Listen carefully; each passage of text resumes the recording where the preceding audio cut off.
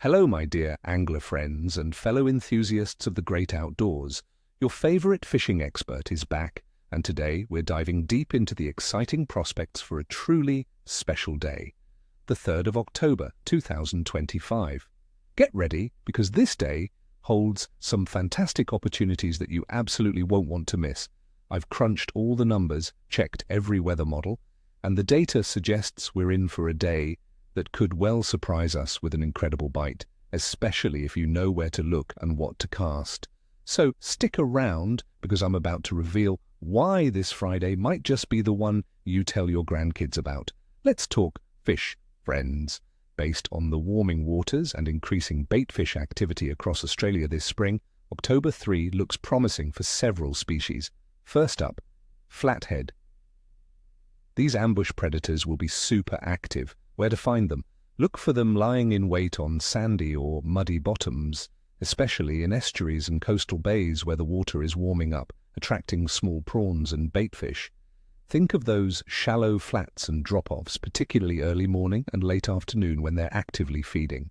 My go-to tackle here is a light spinning rod with a 2500 to 4000 size reel, spooled with 10-pound braid and a 20-pound fluorocarbon leader. For lures, soft plastics resembling prawns or small baitfish, like paddle tail plastics in 4 to 6 inches, worked slowly with a lift and drop retrieve, will be deadly. A small jig head, around 1/4 to half an ounce, is perfect for getting down to them. Next, let's talk about woody bream and whiting. These guys are absolute spring favorites, and with baitfish and prawns starting to appear as the water hits the high teens, they'll be on the chew.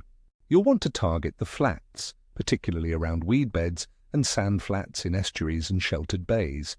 They'll be up in the shallows early morning and late afternoon, chasing those tasty crustaceans. A light finesse setup with a 2 to 4 kilogram rod and a 1000 to 2500 reel is ideal. For bait, fresh peeled prawns or worms are hard to beat on a running sinker rig. If you're into lures, small bent minnows, stick baits or soft plastic prawn imitations worked slowly and subtly will entice them.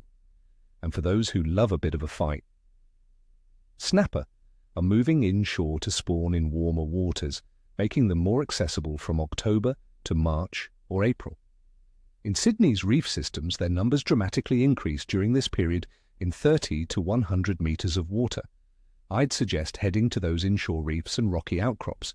For these powerful fish, a medium spinning or overhead outfit with 20 to 30-pound braid is a must. Baits like pilchards, squid, or fresh-cut fish will work wonders. For lures, soft plastics in 6 to 8 inches or even some slow-jigging metal jigs can be incredibly effective when dropped right over structure. Remember, snapper love structure and can be found in good numbers on artificial reefs too. Now let's break down the conditions for October 3rd, 2025. Weather. The forecast for Sydney is looking absolutely fantastic.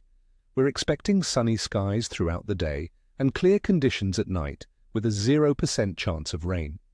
Air temperatures will be very pleasant, ranging from around 14 degrees Celsius, 57 degrees Fahrenheit, in the morning, climbing to a comfortable 23 degrees Celsius, 74 degrees Fahrenheit, in the afternoon.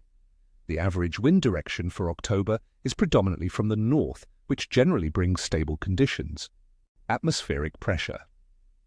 This is a key factor, friends. On October 3rd, the atmospheric pressure in Sydney is forecast to be stable and quite favourable, rising from a minimum of 1014 hectopascals to a maximum of 1021 hectopascals throughout the day. Stable or slowly rising pressure is often a strong indicator of good fish activity, as it makes fish feel more comfortable and active. Water temperature. In coastal areas like Sydney, the average seawater temperature in October is hovering around 20 to 21 degrees Celsius, 68 to 70 degrees Fahrenheit. Generally, across Australian waters in spring, we see water temperatures warming into the high teens, which is fantastic for stimulating baitfish and prawn movements. This warming trend is exactly what triggers many of our target species to become more active and move into shallower feeding grounds. Moon phase. For October 3rd, 2025, we are in a waxing gibbous phase with illumination between 83 and 89% and growing. The moon will be visible through most of the night, setting a few hours before sunrise. Many anglers, myself included, believe that the days leading up to a full moon, like the waxing gibbous, can be incredibly productive. The increased moonlight often means more nocturnal feeding activity and generally higher tidal movements, which stirs up bait and gets fish hunting. Overall, fish activity. Considering all these factors, the stable and pleasant weather, warming water temperatures, rising atmospheric pressure, and a favorable waxing gibbous moon, I'm giving the fishing prospects for October 3rd a solid rating of T. Excellent. The combination of a comfortable, sunny day and the stimulating effect of warming waters and stable pressure should put many species, especially flathead, bream, whiting, and snapper, in a feeding mood. It's the kind of day where you should definitely drop everything and hit the water. So, my friends, don't let this opportunity slip by. I wish you all tight lines and nippers of fish, as we say, neither tail nor scales. Go out there, enjoy the beautiful spring weather, and make some unforgettable memories. What are your fishing plans for this weekend? What's your secret lure for spring flathead? Share your thoughts and experiences in the comments below. Don't forget to hit that like button, subscribe if you haven't already, and ring that notification bell so you never miss another forecast. Until next time, keep those lines wet and those spirits high.